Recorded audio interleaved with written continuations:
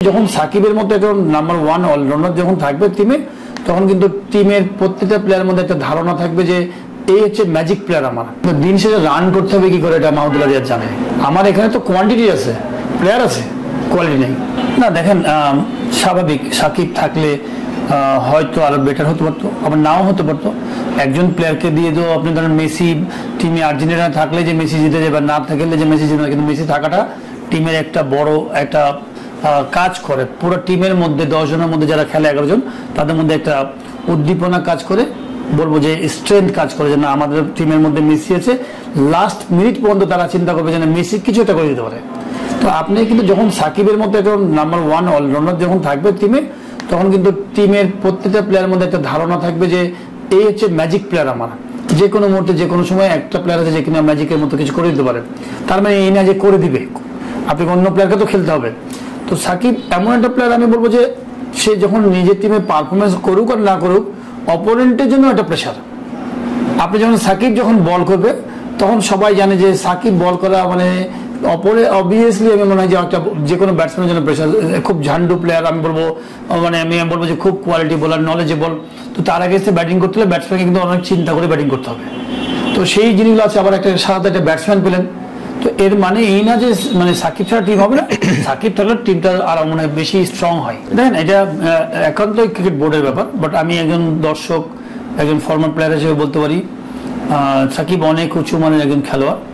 তার super performance বাংলাদেশের ব্র্যান্ডকে অনেক উপরে নিয়ে গেছে। আমরা হয়তো সাকিব এখন একটু খেলছে না, হয়তো আমরা হয়তো ভুলে যেতে পারি, কিন্তু এই 17 বছরে কিন্তু একটা উন্নত জায়গায় নিয়ে গেছে। আপনি যদি বাংলাদেশের মানচিত্রের কথা বলেন, একটা সময় পরিচয় দিতাম, আমার নিজের মনে আছে নিউজিল্যান্ডে যখন খেলতে গেছি 96-এ, তখন আমরা বলতাম যে বাংলাদেশ কিভাবে স্বাধীন হয়েছে, কিভাবে কোন দেশের পাশে পরিচয় দিতাম। আমার মনে হয় যে আমাদের ক্রিকেট একটা বড় উচ্চতর জায়গা নিয়ে গেছে আমাদের দুনিয়াতে, এই পৃথিবীতে। তার মধ্যে এই কয়েকজন প্লেয়ার, তার মধ্যে ব্র্যান্ড সাকিব তার মধ্যে অন্যতম একটা ব্র্যান্ড। আমার মনে হয় যে বাংলাদেশকে অনেকেই অনেক দেশে চিনে, যেমন ঠিক সাকিবকে এই নামটাই সবাই জানে। তো আমার মনে হয় যে সাকিবের যে কর্মক্ষেত্র সুপার, সেখানে আমার মনে হয় যে রাজনীতিকে একটু আলাদা করে রাখলেই ভালো হতো।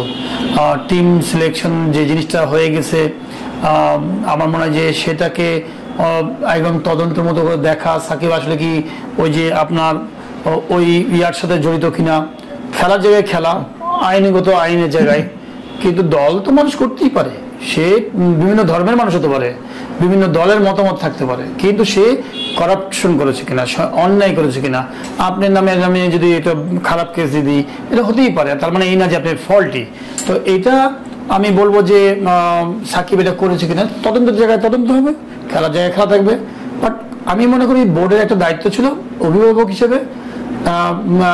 কখনো কখনো সরকারের পক্ষ থেকে বলছে বোর্ড ডিসিশন নেবে, কখনো বোর্ড বলছে সরকার ডিসিশন নেবে।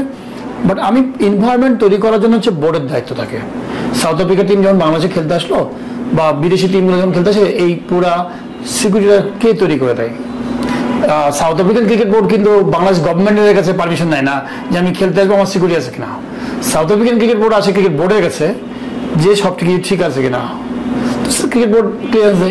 ক্রিকেট বোর্ডেরও দায়িত্ব ছিল সুন্দর একটা এনভায়রনমেন্ট করে, যে এতদিনের একটা প্লেয়ার আমাদের অনেক মানে আমি বলবো যে সুপার একটা প্লেয়ার, আমাদের তাকে সুন্দর সম্মানের সাথে দেখা, সম্মানের সাথে তাকে বিদায় দিয়ে সে চেয়েছে, এবং সে চাওয়ার চেয়ে বরঞ্চ আমরা তাকে মানুষকে সম্মান করে ছাড়বো।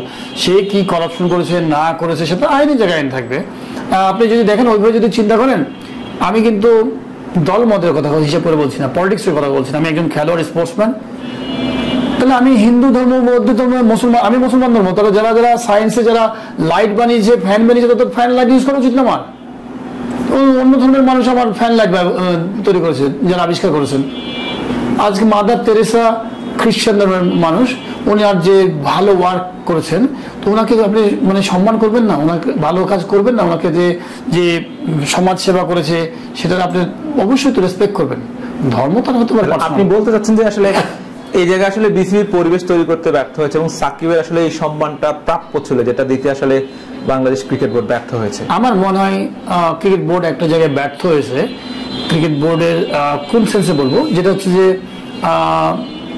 সোশ্যাল মিডিয়ার উপরে অনেকটা ডিপেন্ডেন্ট ছিল। দেখেন, আমার এই যে নো ডাউট ফ্যান সাকিবের আছে, আবার সাকিবের বিরুদ্ধেও আছে, থাকতেই পারে। কিন্তু আপনি যখন এই ধরনের কনসেপ্ট নিয়ে যখন আপনি থাকবেন, তাহলে ভবিষ্যতে বাংলাদেশ টিম কিন্তু এই ফ্যানরাই দিবে।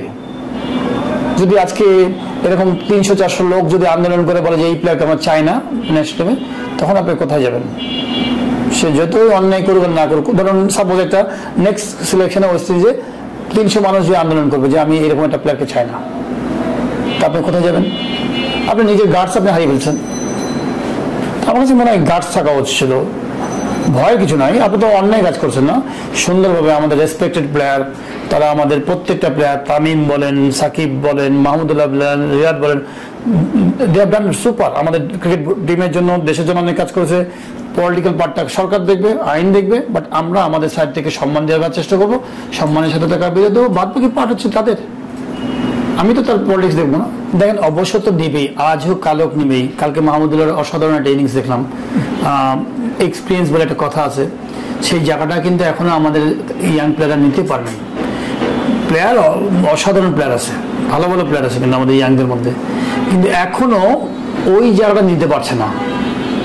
টেকনিক্যাল জায়গাগুলোতে স্কিলে খুবই ভালো আছে, কিন্তু দিন শেষে রান করতে হবে কি করে এটা মাহমুদুল্লাহ রিয়াদ জানে।